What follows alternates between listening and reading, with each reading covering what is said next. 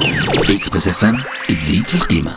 أنت اليوم طالبت باستقالة رئيس المجلس الوطني التأسيسي، كانت مثلا الأسباب؟ في الحقيقة وبنقاش مع عديد النواب هناك عدم رضا على أداء السيد مصطفى جعفر لقيادته المجلس الوطني التأسيسي. هو المتغيب الأبرز لأعمال المجلس الوطني التأسيسي ولم يعد يواكب أشغال المجلس خاصة في المسائل المفصلية والكبرى.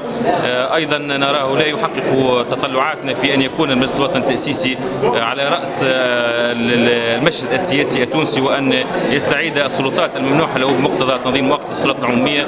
نطالب بأن يتنحى السيد مصطفى جعفر عن قيادة دفة المجلس الوطني التأسيسي، وإلا فإن الفصل 5 الذي ينص على حق النواب في تقديم طلب إعفاء سنقوم بتفعيله.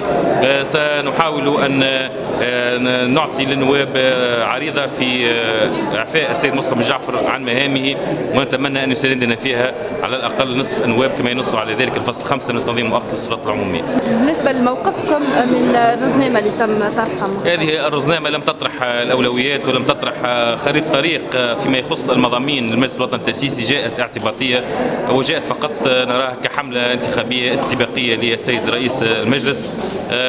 لا يعقل أن تختزل كل مشاريع القوانين، العدالة الانتقالية، تحسين الثورة، الهيئات كلها في 10 أيام. هذه مسألة شبه مستحيلة. كان يجدر بالسيد رئيس المجلس أن يقدم هذه المسودة للنواب قبل 24 ساعة على الأقل للتطارح وللتدارس. ثم ما هي القوة الإلزامية لهذه الرزنامة؟ هل هي مشروع قانون؟ هل هي قانون؟ هل هو التزام أخلاقي فقط ولا والنصاب؟ هل سنصوت عليه بالأغلبية المطلقة، بالأغلبية العادية، بأغلبية الثلثين؟